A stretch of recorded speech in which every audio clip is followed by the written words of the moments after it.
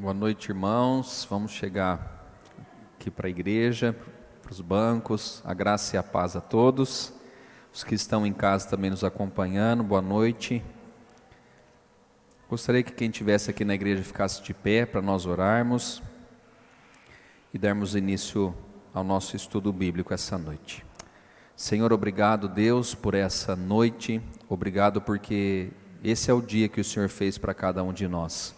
Nós nos alegramos em Ti, nos regozijamos no Senhor. Declaramos que Tu és a nossa esperança, Tu és o nosso socorro, Tu és o nosso abrigo, nosso refúgio e fortaleza. Nessa noite nós nos apresentamos diante de Ti para aprender um pouco mais da Tua palavra. Fala ao coração da Tua igreja, fala ao coração das pessoas que estão aqui participando presencialmente, daqueles que estão em casa também acompanhando esse estudo. Que o Senhor possa trabalhar e tratar no nosso coração com relação a essa palavra que será ministrada. Oramos, ó Deus, entregando a direção desse estudo nas mãos do Espírito Santo de Deus e que Ele possa tocar em nossas vidas nessa noite. Oramos assim agradecidos em nome de Jesus. Amém. Pode se assentar, por favor. Obrigado. A lição é a lição de número 7 que nós estaremos estudando. Os irmãos que estão em casa aí acompanhando, Roger, a Sônia, Sheila, a Denise, a Ana e a Adriane, e o Dimas está aqui com a gente, colocou uma boa noite aí também. Vamos lá então, lição de número 7, o versículo-chave que nós queremos ler é o que está aí na nossa revista, na nossa apostila, que diz assim: E o Deus da esperança encha vocês de toda alegria e paz na fé que vocês têm, para que sejam ricos de esperança no poder do Espírito Santo. Então hoje a gente vai falar de encorajarmos uns aos outros. Qual que é a importância de nós encorajarmos uns aos outros?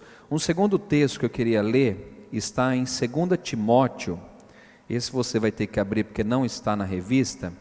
2 Timóteo, capítulo de número 1, versículo de número 16 ao versículo de número 18. Então, primeiro, Paulo fala à igreja de Roma sobre a questão dessa esperança que nós temos que dar às pessoas no poder do Espírito.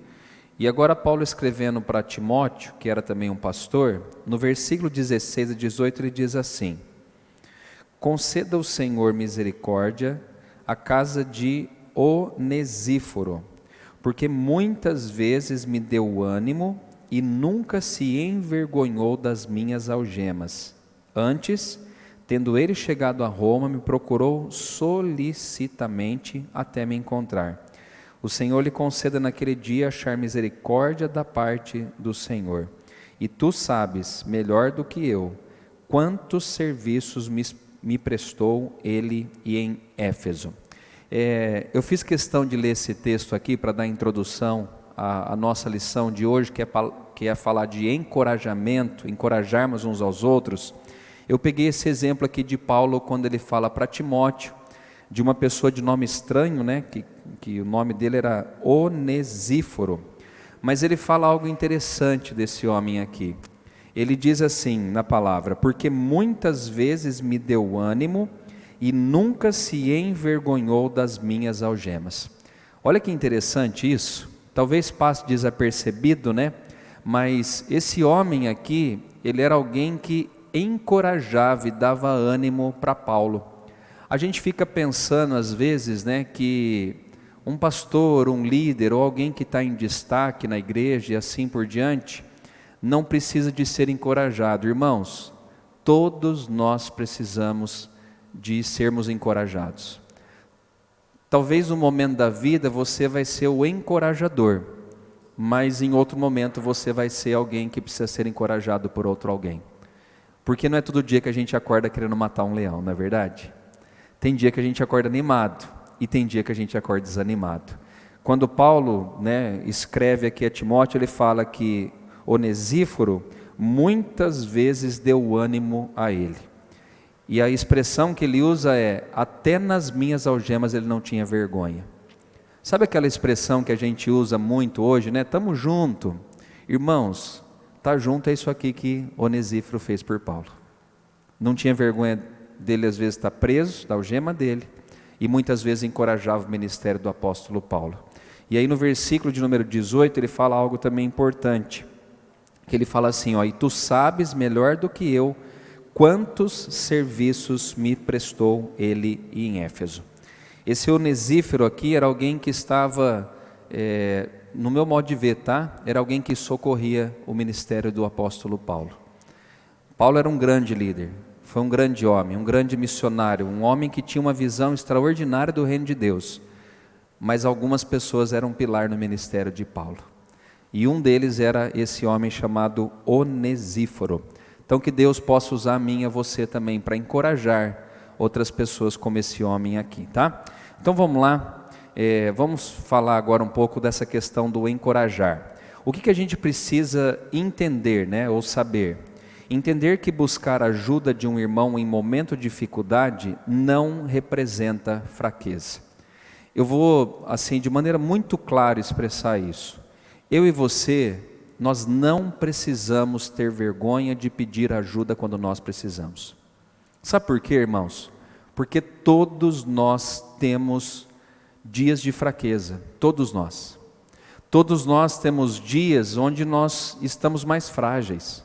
Todos nós temos dias em que a gente quer desistir de algumas coisas. E nesses dias, a gente não pode ter vergonha de pedir ajuda, de buscar ajuda em pessoas que a gente confia. É lógico que a gente não vai pedir para qualquer um, mas a gente não precisa ter vergonha, né?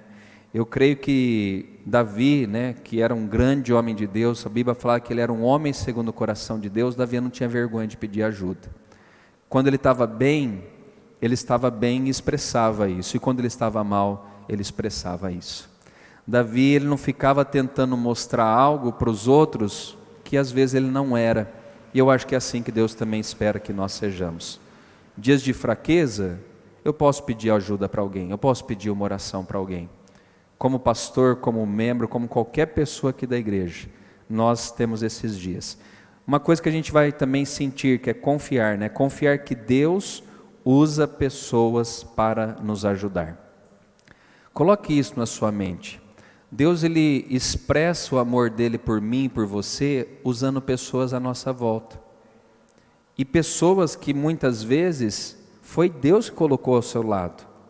Então você não precisa sentir vergonha, você não precisa sentir culpado, que você está incomodando, não. Foi Deus que colocou pessoas, ou Ele coloca pessoas para te ajudar em determinados momentos da sua vida. Eu me lembro quando eu comecei a pastorear, alguns irmãos de Rio Claro, a gente tinha muito apego a Rio Claro ainda, logo no comecinho do nosso trabalho pastoral, e algumas pessoas que tinham laço de amizade conosco, eles saíam lá de Rio Claro até Santa Cruz do Rio Pardo com cestas básicas dentro do carro e levavam para nós lá. E a gente ficava, puxa vida, né?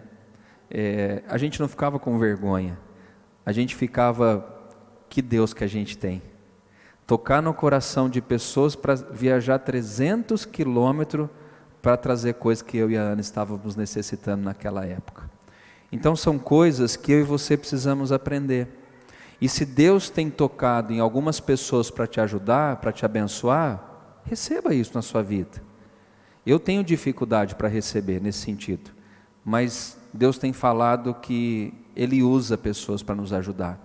Ele coloca generosidade no coração de alguns, para às vezes ajudar a mim e a você. E agir, como que a gente deve agir? Praticar ações em favor também dos que sofrem e buscar ajuda quando precisa. Hoje eu posso estar ajudando alguém e amanhã eu posso ser ajudado por alguém. Quando eu estou numa posição boa, ajude. Quando você estiver numa posição onde você pode ajudar, faça. Lança o teu pão sobre as águas, como diz Eclesiastes, né? Capítulo de número 11. Lança. Você tem o pão? Lança. Abençoa, faça. E você pode ter certeza que no dia que você precisar, Deus vai colocar pessoas também para te ajudar, tá?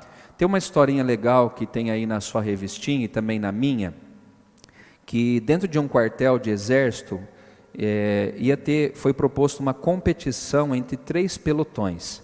Eles iam correr praticamente 10 quilômetros e o grupo que chegasse até a linha final ali, em primeiro, ganharia essa proposta que eles haviam feito.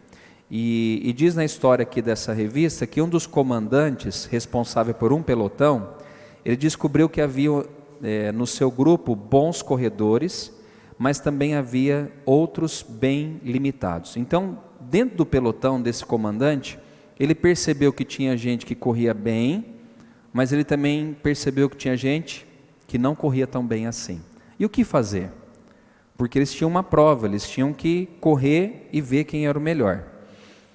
Ele entendeu então que se apenas um dos corredores não corresse bem, o grupo todo seria desqualificado. Então, presta atenção aqui em mim. Dentro de um pelotão, vamos pôr que tenha 50 pessoas, 30 corre bem e 20 não corre bem, ou 10 não corre bem, o que vai acontecer com os 50? Se não tiver uma união e uma cooperação de todos? Vai haver perda. E o que ele pensou então?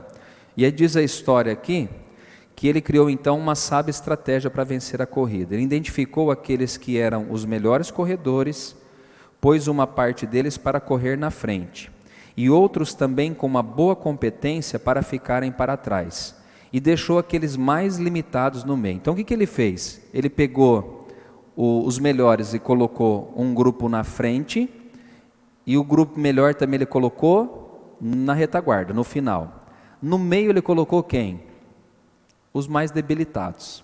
E por que ele fez isso? Há uma coisa interessante aqui. Ele fez isso por quê, né? Ele determinou assim, quem está correndo na frente, deem o máximo de si, né? Ou seja, puxa a fila, corre o quanto vocês conseguem. Orientou os corredores que estavam na retaguarda a pressionar os corredores que estavam no meio. Que tipo de pressão? Eles tinham que saber a importante missão de animá-los, de mostrar a meta e de fazê-los continuar, de dar-lhes esperança. Então, os da frente corriam, os da retaguarda faziam o que com os que estavam no meio? Corre porque nós precisamos ganhar a prova, porque os mais fracos estavam no meio. Então era alguém como que dando esperança, dizendo vai, a gente vai conseguir. Vocês já viram prova de atletismo, vocês já viram prova, acho que de natação, meu pai tinha academia de natação e eu acompanhei muito algumas disputas, torneios que tinham na época que eu era criança, e na beira da piscina ficavam os treinadores, os pais dos atletas fazendo o quê? Corre, nada meu filho. E gritava, sabe o que eles estavam fazendo? Dando ânimo. Os que estavam no fundo desse pelotão diziam, corre que nós precisamos ganhar. E os que corriam devagar, que estavam no meio, eles eram incentivados, animados por essas pessoas que corriam atrás deles. E também por aqueles que estavam na frente. Nós temos que seguir esses daqui que correm melhores do que nós. Então está dando para entender onde a gente quer chegar? Que no final dessa história que eu contei aqui, esse pelotão foi o vencedor. Então tinha pessoas que corriam muito e tinha uns que eram mais fracos. Então trazendo para nós, como que a gente pode aplicar essa palavra, né? A lição de hoje mostra também que temos uma importante corrida. Qual que é a corrida nossa? Qual que é a nossa corrida, gente? O que vocês acham aí? Qual que é, Dimas? A salvação. Até chegar à salvação, a gente está percorrendo o quê? Essa jornada nossa aqui na Terra. Isso aqui é uma corrida, gente. Né? A gente já nasce, a gente vai ver aqui, a gente já nasce em meio às lutas, a gente já nasce em meio aos problemas. Aliás, né, eu e você, para chegarmos aqui, a gente teve que vencer uma grande corrida, e nós chegamos aqui. Né? Lá quando papai e mamãe tiveram lá sua noite de amor, nós precisamos correr para chegar até aqui, e a vida não para. Só que em alguns momentos durante essa corrida nós vamos encontrar as pessoas mais fracas, e talvez essa pessoa mais fraca seja eu e seja você. Então, a lição de hoje nessa corrida, né, é para que a gente possa apoiar, ajudar, dar esperança, encorajar e apoio àqueles que são mais fracos durante essa corrida. Nem sempre vai ter pessoas animadas à nossa volta. E é nessa hora que Deus usa essa expressão aqui para a gente encorajar então uns aos outros. Está difícil, mas a gente tem um alvo que é a nossa salvação. Aqui vai passar. Então essa é a corrida, né? Outros estão bem e devem dar ânimo então aos fracos. Eu vejo isso muito na vida de Paulo. Quantas vezes Paulo escreveu cartas da cadeia dizendo: alegre-se no Senhor, tenha um ânimo no Senhor, regozije-se no Senhor, dentro da cadeia. Sabe o que ele estava fazendo? Para os mais fracos. Na fé, ele estava dizendo: eu estou aqui preso, mas as algemas não me impedem de encorajar vocês. Paulo foi um grande encorajador enquanto ele esteve aqui na terra. E você tem sido um grande encorajador? Você tem sido usado por Deus para dar ânimo às pessoas que estão mais fracas à sua volta? Então nós precisamos pensar com relação a isso. Nunca devemos nos esquecer que existem momentos em que podemos encorajar outros, como também haverá momentos em que podemos deixar os outros nos encorajarem. Então hoje eu posso estar encorajando e amanhã eu posso ser encorajado, tá bom? Então vamos lá para o item de número 1. Vamos lá, acompanhe comigo aí, por favor. Reconhecer que existe uma esperança. Então todos nós passamos por provas e momentos difíceis. Vocês estão de acordo comigo? Todos passamos? Todos. Todos nós somos provados na vida e todos nós passamos por momentos difíceis, tá? Alguém disse que nascemos destinados a sofrer algum nível de dor. É meio trágico isso, mas é verdadeiro, né? Na vida, Jesus disse: vocês vão ter aflições. Que tipo? Ele dá alguns exemplos aqui: a perda de um filho, a luta para encontrar um emprego, a mãe que sofre com o vício de um filho e etc. E tudo isso é consequência do estado pecaminoso do ser humano. Então o que acontece? Todos nós passaremos por dores e dificuldades na vida, todos. Não tem como, irmãos, passar nesse mundo sem ter adversidade, não tem como. Teve alguns anos atrás, duas crianças que marcaram muito aqui, né, a passagem delas aqui. Uma foi o Einstein, que é filho de um casal, pastores lá em Campinas, do pastor Marcos. Ele esteve internado aqui no Sinhá Junqueira. O Einstein nasceu com um problema no coração e ficou meses sendo tratado ali no Sinhá Junqueira. Resistiu, está vivo até hoje. E teve uma nenezinha também, que a mãe e o pai eram de Mococa, e a gente também ajudou nessa época. E essa mãe perdeu essa nenezinha. Momento de dor, momento de tristeza, momento de tribulação. Todos nós enfrentamos grandes dificuldades na vida. As dores, irmãos, elas são diferentes, mas são dores. Se o seu dedão do pé dói e a cabeça dói, a dor não causa sofrimento a você, independente de onde ela é? Na vida é assim. Não importa se eu sofro financeiramente, na família ou uma enfermidade, o fato é que todos nós sofremos algum tipo de dor. Tudo bem, diante disso, o que a gente deve então fazer? Aí na apostila diz assim: uma experiência valiosa para a mutualidade do encorajamento é a esperança. Como que a gente vai reagir diante das lutas? Usando essa palavra aqui, esperança. Devemos dizer como o profeta Jeremias disse: quero trazer à memória o que me pode dar esperança. Sabendo que a gente vai passar por luta, o que a gente tem que fazer então? Trazer à memória o que pode dar esperança. Não só na nossa memória, mas também na memória de quem? Das pessoas que convivem conosco. Eu peguei no dicionário o que quer dizer esperança. Esperança é a confiança ou fé na hipótese de que algo bom poderá vir a acontecer. Vou dizer novamente, o que é esperança? É uma confiança ou fé na hipótese de que algo bom poderá vir a acontecer.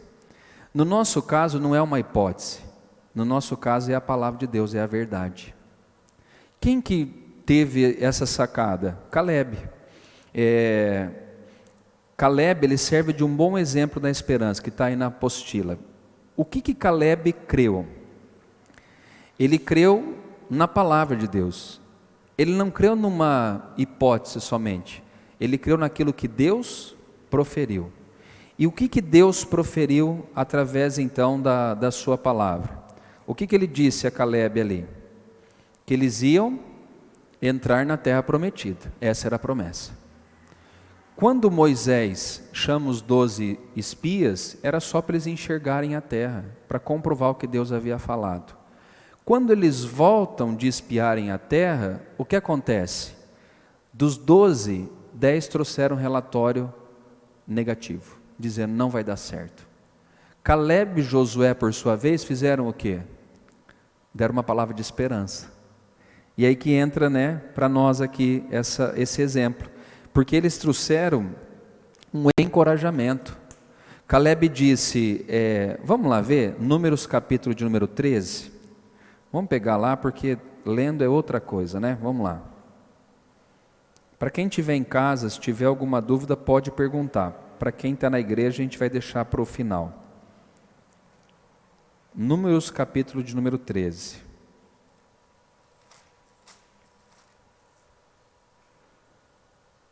No versículo de número 30,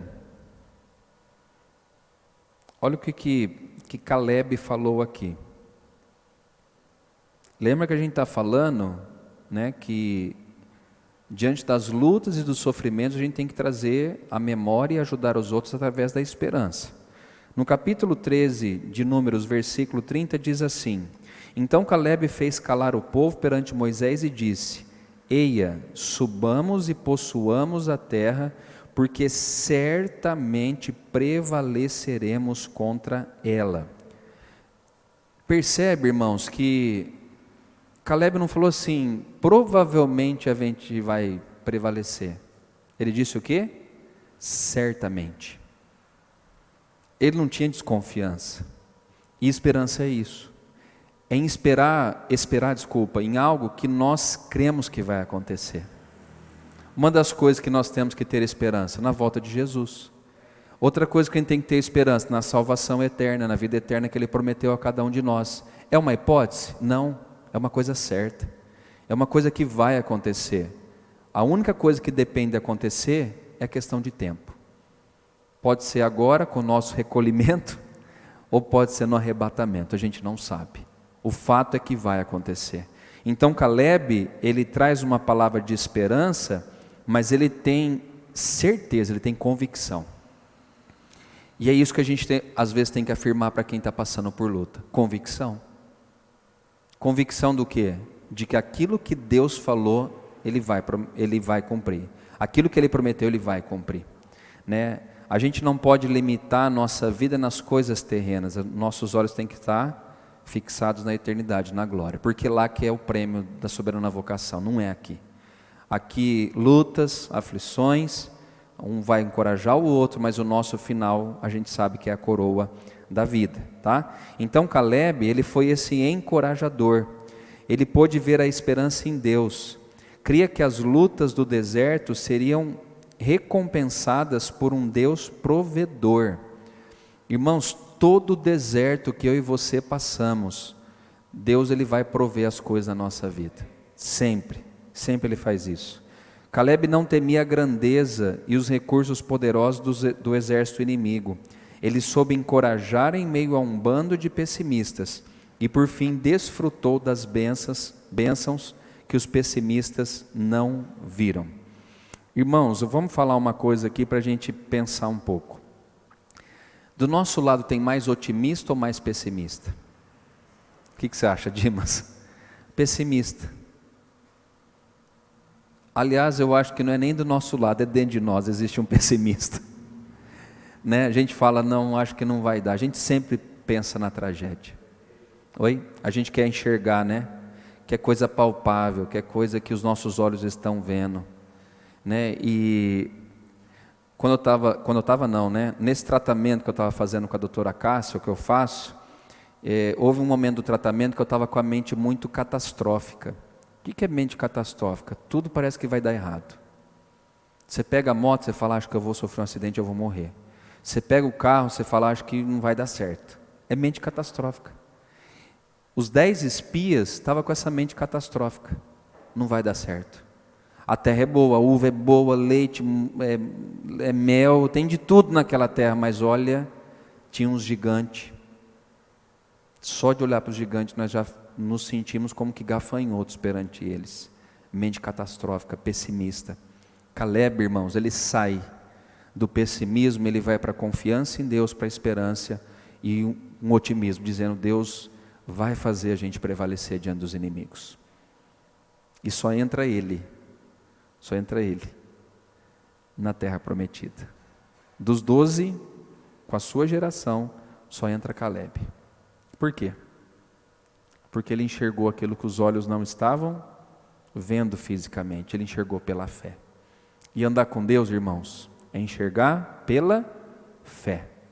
É a confiança ou fé em algo, que algo de bom vai acontecer, e vai acontecer. Um dia vai acontecer. Nós não sabemos quando, mas vai acontecer.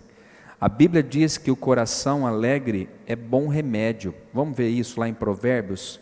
Se você tiver aí com a Bíblia de mão, Provérbios 17 e 22. Provérbios, capítulo de número 17, versículo de número 22.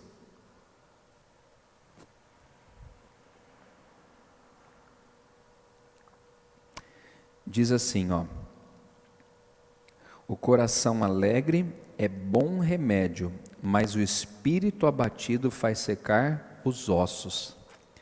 Olha que palavra forte, né? Essa de Provérbios 17 e 22. Que o coração alegre, ele é um bom remédio. A pessoa que traz esperança, a pessoa que anima, acaba sendo um remédio para uma outra pessoa. Por isso que às vezes você passar por uma psicóloga é muito bom, porque normalmente ele traz esperança no seu coração. Ele tira você dessa mente que vai dar tudo errado, ele fala, a possibilidade de dar certo, comece a enxergar por esse olhar aqui. E é isso que Deus quer fazer comigo, com você. Ele quer trabalhar no nosso coração, para que a gente possa, com o nosso coração, com a nossa vida, ser remédio, que cura a alma das pessoas à nossa volta que estão sofrendo, tá bom? Uma experiência verdadeira com o Espírito Santo pode desenvolver essa disposição que se tornará remédio para dar ânimo aos que dele necessitam. Então que Deus te use para você dar ânimo às pessoas também que necessitam. Que você seja otimista e não pessimista, né? O pessimista sempre vê o lado ruim, a tragédia, vai dar errado, não vai conseguir, né? E nós temos que ser remédio. Vai dar certo em nome de Jesus, você vai conseguir. Deus é contigo nessa batalha, né? Já foi comprovado, irmãos, que a fé cura doenças. Não estou falando nem da Bíblia, estou falando pela medicina. Alguns médicos já comprovaram que a fé em Cristo, a fé em Deus e na palavra traz cura. Sabe por quê?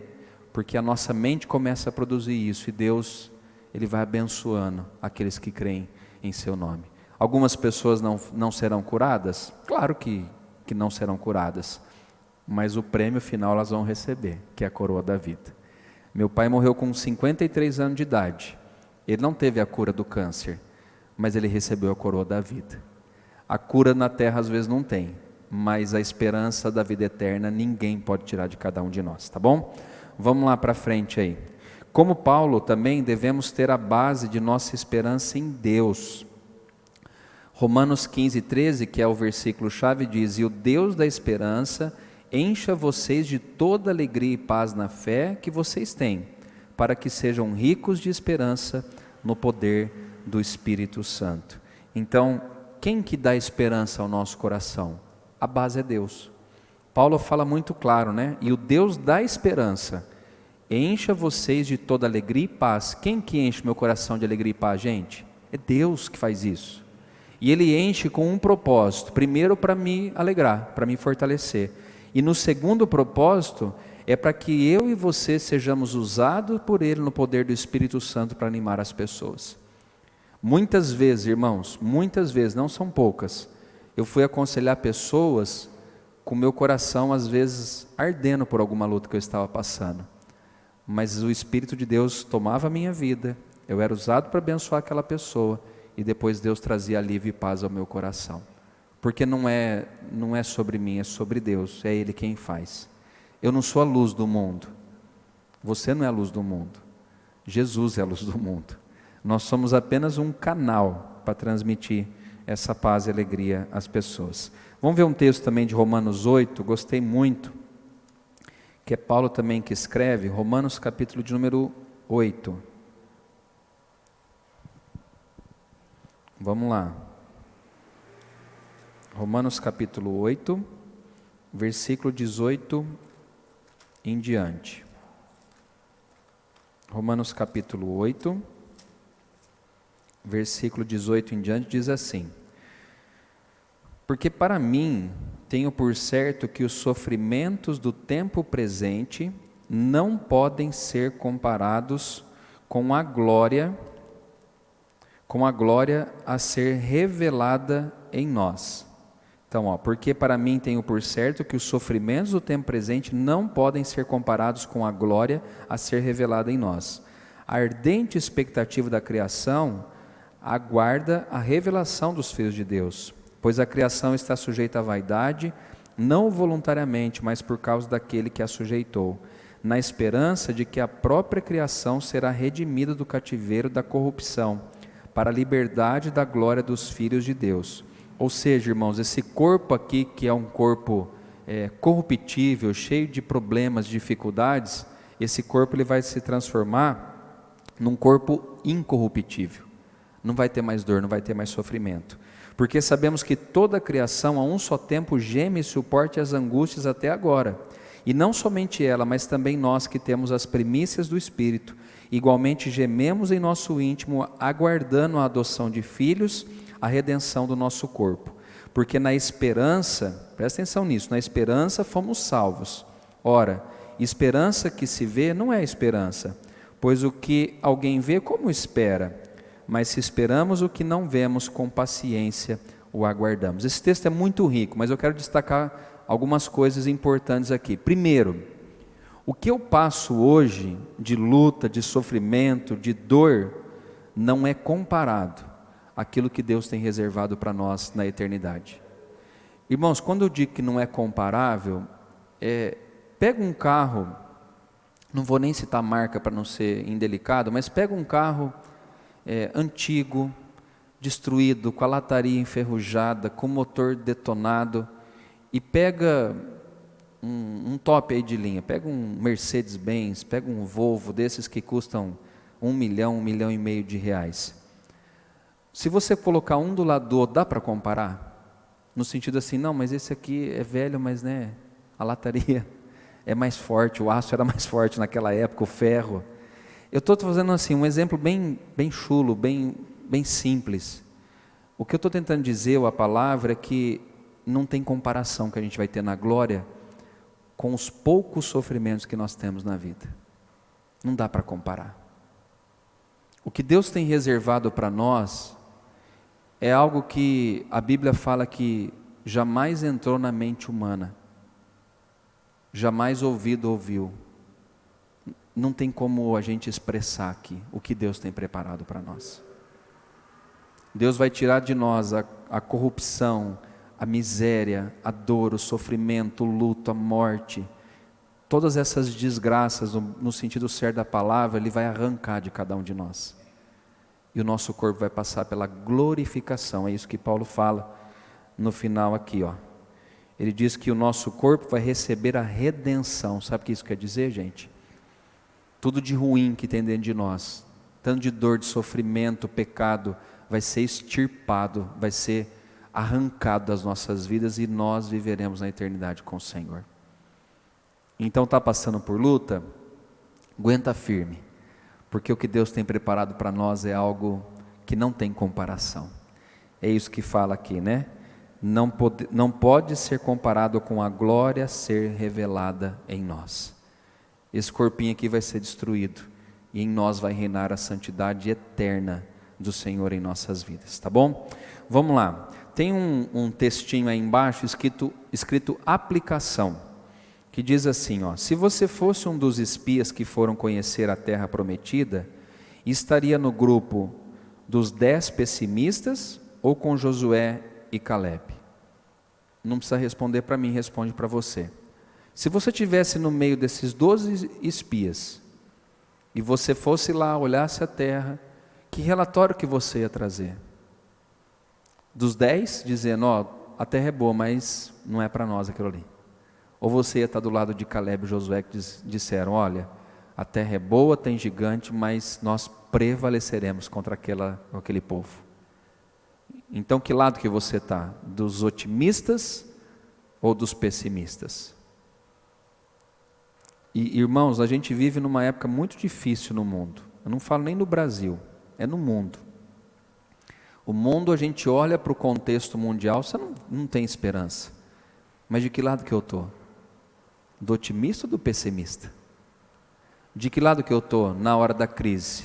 Daqueles que enxergam além daquilo que os nossos olhos estão enxergando, ou daqueles que estão olhando e vai afundar mesmo, esse negócio vai virar? De que lado que você está? Vamos lá para o 2, já estou quase caminhando aqui para o final, vamos lá. No item 2 diz, recursos e meios para o encorajamento. Então, existem diversas maneiras para a mutualidade do encorajamento. Sem dúvida, o contato pessoal é a mais adequada. Então, como que a gente pode encorajar alguém? É isso que a revista está dizendo. Estando com essa pessoa. E quando a gente fala de estar, é estar presente. É estar do lado dessa pessoa, né? Ele não está falando de um contato apenas de internet, isso, aquilo. Isso é bom também, mas ele está falando de estar, de ter esse contato pessoal, esse olho no olho. Jesus, irmãos, ele tinha muito disso, muito disso. Naquela época em que Jesus veio à Terra, existia uma doença chamada lepra, vocês lembram? A lepra era uma doença, assim, a pessoa que tinha lepra, ela era imunda. Ela não frequentava o mesmo lugar que os outros. Na época de quando eles saíram lá da terra do Egito e foram para Canaã, o leproso ele não ficava nem junto no arraial. Eles tinham um lugar que era uma cidade de refúgio. É a mesma coisa do Covid, para a gente entender melhor, que é uma coisa mais atual. No começo da Covid, você não tinha medo de ficar perto das pessoas? Falasse que alguém estava, você espirrava alguém que, não estou com Covid, viu? Porque era algo contagioso. Jesus, irmãos, ele tocava nos leprosos, tocava em cego, coxo, ele tocava em surdo, mudo, ele expulsava demônios das pessoas. Ele ia jantar na casa de cobrador de imposto, ele ia jantar na casa de fariseu. Jesus ele não fazia acepção de pessoa, e ele estava presente com as pessoas. Podia ser para uma mulher, no tanque, ali daquela mulher samaritana que estava ali no tanque, buscando água. Podia ser para uma mulher. E ele também pregou um sermão, que é o Sermão do Monte, para centenas de pessoas. Que nós possamos ter o exemplo de Jesus. Às vezes o que a pessoa quer é só que você ouça o que ela está passando. Por experiência própria eu falo isso. O que a gente faz com os psicólogos, não é assim? A turminha que passa aí nos psicólogos. Você paga para quê? Por que a gente paga um psicólogo, gente? Para ele nos ouvir. Você vai lá, ela fala assim, fala, o que está acontecendo com você? Tem vezes que ela dá alguns diagnósticos e é bom, mas na maioria das vezes quem está falando? É quem está precisando da terapia. Às vezes, Deus vai te usar para encorajar um outro alguém só de você ficar ali ouvindo aquela pessoa. Às vezes você não falou nada, você falou, nossa, eu estou tão aliviada de ter conversado com você, por quê? Porque você foi um agente encorajador Só que você teve ali paciência de ouvir, de sentar para ouvir o que aquela pessoa estava passando. E às vezes Deus quer te usar, né, como esse encorajador de alguém que está passando por luta. Crie um tempo para ouvir e oferecer ajuda às pessoas necessitadas. Na impossibilidade de estar presente fisicamente, você pode usar outros meios para encorajar alguém. Mandando uma mensagem, né? Aqui ele fala de telefone, carta, isso aqui já não tem mais, né? Mas já pensou que legal? Diz aqui, um exemplo que ele deu aqui, que uma agência missionária informou que uma viúva e 2 filhos pequenos foram consolados lá na Indonésia. O marido havia sido assassinado e alguns cristãos fizeram o quê? Escreveram cartas de encorajamento para aquela família. Carta. Quanto tempo a gente não recebe uma carta, né? Eu ouvi uma vez uma senhora, um pastor contar um testemunho de uma senhora, que ela propôs escrever carta para pessoas que estavam presas. Olha que ideia, gente. Às vezes a pessoa está mais velha e fala, não sirvo mais para mais nada, né? Essa senhorinha pegou e começava a escrever cartas e mandava para os presídios. Encorajadora. Alguém que talvez já está no final da vida, mas viu uma oportunidade de ser usada por Deus. E às vezes Deus quer te usar dessa maneira, né? A palavra compaixão propõe um exercício de sofrer com. Se compadecer é sofrer com a pessoa. E sofrer com a pessoa, quando a gente fala, você não vai sentir a mesma dor, mas você vai estar do lado dela naquele momento. Quantas vezes eu já fui em velório, já fiz velório, e o que mais a pessoa queria era aquilo, era você estar do lado, porque não tem palavra que consola em dia de velório. Você perdeu alguém, a única coisa que a gente pode falar é o quê? Meus pesos, meus sentimentos, que o Espírito Santo conforte. A pessoa no dia às vezes nem ouve isso, mas você estar ali do lado dela, marca a vida dela. Falar aquele pastor, aquele irmão da igreja, ele esteve aqui naquele momento de dor, naquele momento de dificuldade. E às vezes é isso que Deus quer fazer através da sua vida. Então isso nos desafia a estar com aquele que está abatido e ajudá-lo a encorajar ou dar esperança, tá? Aplicação aí, mais um quadrinho aí, ó. Existe alguém que você pode encorajar nessa semana? Você que está em casa aí me ouvindo, né? E vocês que estão aqui na igreja também participando. Pense agora, existe alguém do seu lado que você pode ser um agente encorajador? Você lembrou de alguém aí? Lembrou mesmo, gente? Tem alguém que você possa fazer isso? Faz então. Pode ser um pai, pode ser uma mãe, pode ser um irmão, pode ser uma irmã, pode ser um vizinho. Pode ser alguém aqui da igreja que você percebe que está meio desanimado e você pode ser um agente que dê ânimo a essa pessoa, independente de quem seja. Mas se você pensou em alguém, seja esse agente encorajador. Dê uma palavra de fé, de ânimo a essa pessoa. E por fim, no item 3 é tornar-me conhecido e conhecer o próximo. Existem 2 necessidades para a mutualidade do encorajamento. Há momento em que você está abatido e precisa de ajuda, e há momento em que seu próximo está sofrendo e precisa da sua ajuda. No primeiro item, procurar encorajamento na hora que precisar. Pode ser que quem está ao seu lado não saiba. Lembre-se que todos nós somos limitados.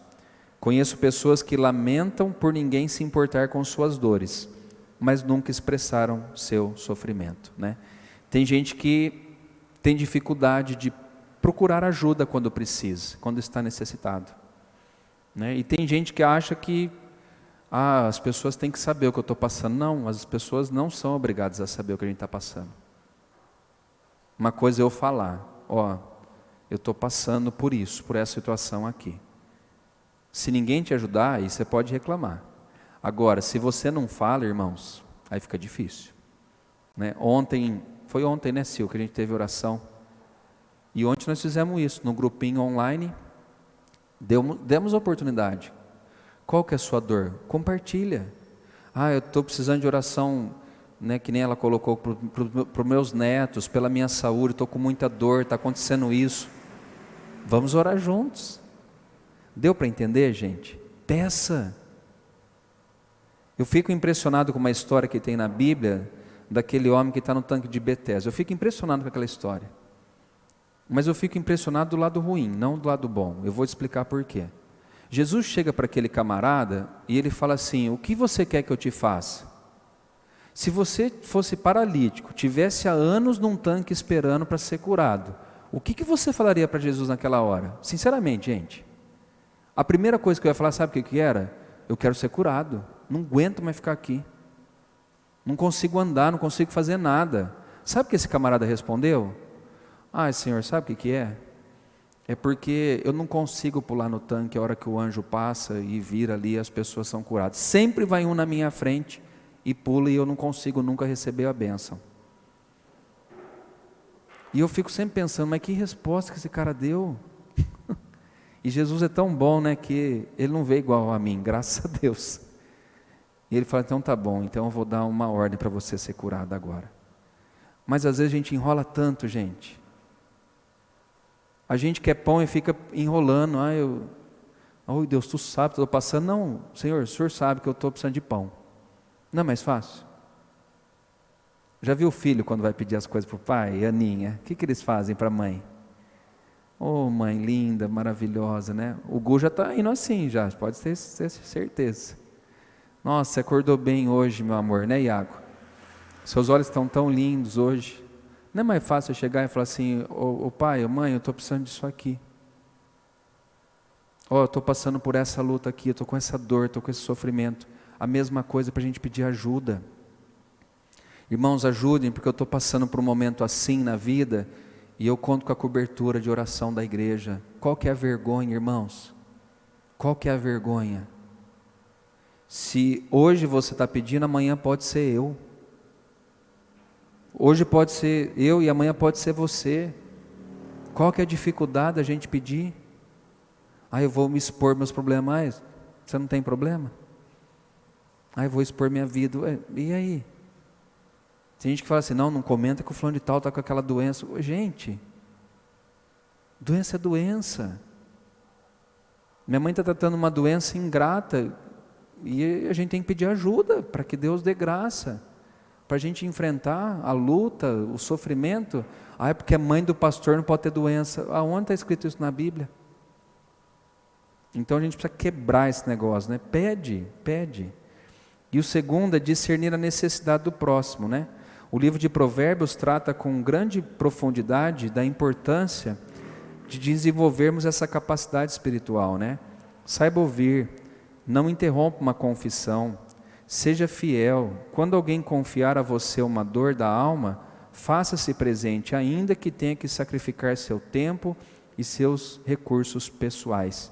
Nessa segunda parte, é você ser alguém que vai ajudar o próximo. Na primeira parte eu busco ajuda quando eu preciso, na segunda parte eu ofereço ajuda.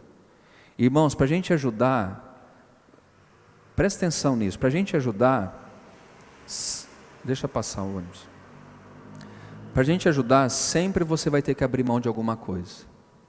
Ou de um descanso, ou de um tempo, alguma coisa você vai ter que abrir mão. Você perde de um lado, mas você está ajudando um outro em alguma situação.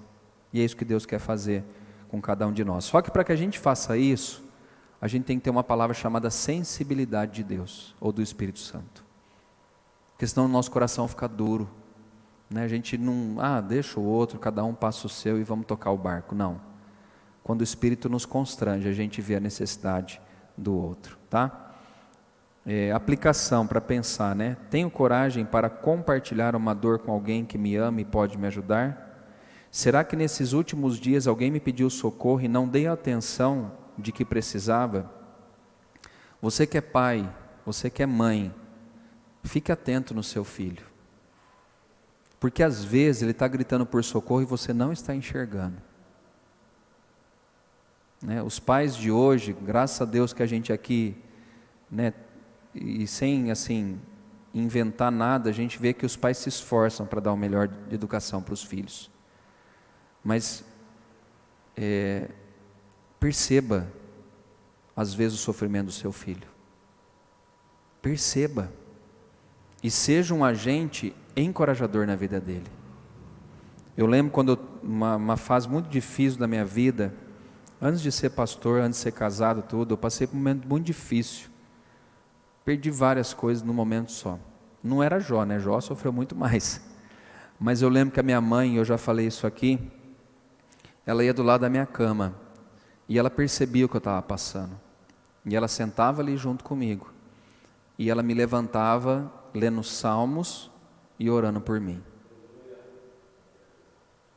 Nós precisamos de pessoas assim. E você precisa ser uma pessoa assim também.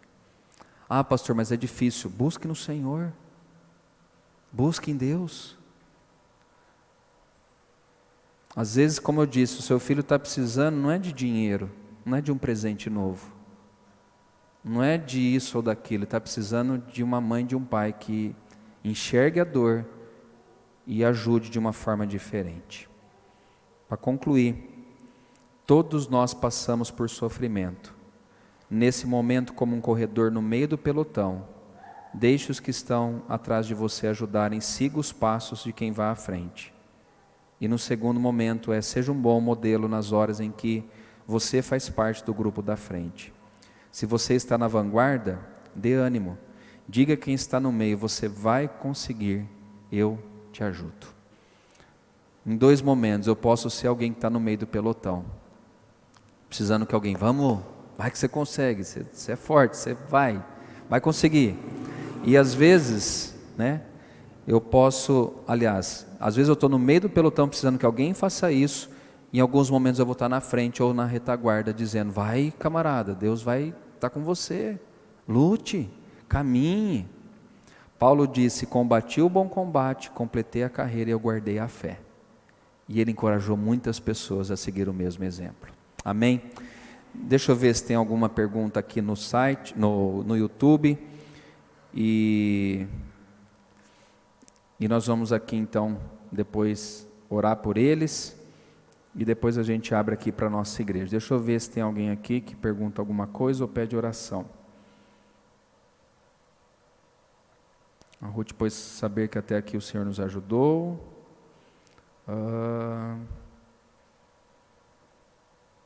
O Antônio pede oração pela família e pelo serviço dele. Verdade, melhor a questão de ouvir. A Ruth também diz que ouvir sem criticar, sem fazer comparação, tentando diminuir a dor do outro. Legal também, Ruth. Às vezes a gente tem que só ouvir, sem ficar criticando o que o outro está vivenciando. A Graziela colocou que ninguém sabe a dor do outro. E ela colocou, pastor, é complicado, as pessoas são muito fechadas. Exatamente. A gente precisa procurar pessoas que vão nos ouvir, e sem interesse algum. Vão ouvir porque querem não ficar contando para os outros depois do que você passou, mas alguém que vai te ajudar. Os antigos diziam que amigo a gente conta onde, gente? Em uma mão, nos dedos aqui. Eu não vou nem pôr as duas, só vou pôr uma aqui. E é verdade. Amigo que a gente fala é aquele que a gente pode contar as coisas e vai ficar em segredo. Minha mãe, durante mais de 20 anos, ela tinha um grupo de 5, 6 senhorinhas que orava toda semana na casa de alguma. E é interessante, cara, elas não contavam o que estava passando uma com a outra. Elas contavam entre elas, mas eu nunca ficava sabendo de nada. Era um grupo fechado, mas que grupo bom, porque uma orava pela outra. Uma amiga da minha mãe dizia, nossa, eu tenho tanto saudade daquela época, porque ali a gente conversava uma com a outra, chorava uma com a outra e éramos consoladas umas pelas outras. E é isso que Deus quer fazer também entre nós. A Ana pede oração aqui também pelo Luiz Henrique, o vô da Carol Aureliano e pela Carol também. Vamos ficar em pé, gente? A gente vai terminar aqui no YouTube e nós queremos orar por essas pessoas. A Simone colocou, mas apagou aqui. Nós vamos orar por ela. Vamos orar pela Simone Lavesso. Senhor, muito obrigado por essa noite, te agradecemos porque o Senhor é bom, agradecemos porque o Senhor trouxe uma palavra tão boa para nós, Pai, e nós queremos sermos agentes encorajador das pessoas. Muitas vezes nós estamos fracos e que nessa hora a gente possa pedir ajuda. Como alguns irmãos aqui colocaram seus pedidos de oração, pessoas que estão pedindo pelas suas famílias, no caso do Toninho, que pediu pelo serviço dele também. Ó Deus, a Ana também colocou, pediu aqui oração pelo Luiz Henrique, pela Aureliana, pela Carol. Ó Deus, oração pela mãe, pela família Borges também. Que o Senhor tenha misericórdia, Senhor Deus, de cada uma dessas vidas. Que o Senhor abençoe, ó Deus, os que estão em casa e que participaram aqui desse estudo. Que o Senhor faça resplandecer a Tua glória, a Tua graça, a Tua bondade. E que a esperança, Deus, que a esperança do Senhor que nós temos possa ser derramada sobre os corações. Esperança não naquilo que enxergamos, porque não é esperança o que vemos. Esperança naquilo que nós não enxergamos, que é a vida eterna, é o nosso socorro que vem do Senhor, são as provisões divinas que o Senhor tem mandado a cada um de nós, Pai. E aquilo que os nossos olhos não enxergam, que é o Teu poder, a Tua glória, a Tua soberania acima de tudo e de todos, Pai. Nós colocamos a nossa fé nessas verdades divinas. Que o Senhor abençoe as pessoas que estão no seu lar assistindo, os seus pedidos de oração e as pessoas também que estão conosco aqui na igreja. Que o Senhor nessa noite derrama da Tua bênção sobre cada um de nós, em nome de Jesus. Amém. Para os que ficam aqui na igreja, sentam um instantinho. Para os que estão em casa, Deus abençoe sua vida. E até o próximo culto nosso, em nome de Jesus. O Nani já vai estar encerrando lá a nossa live.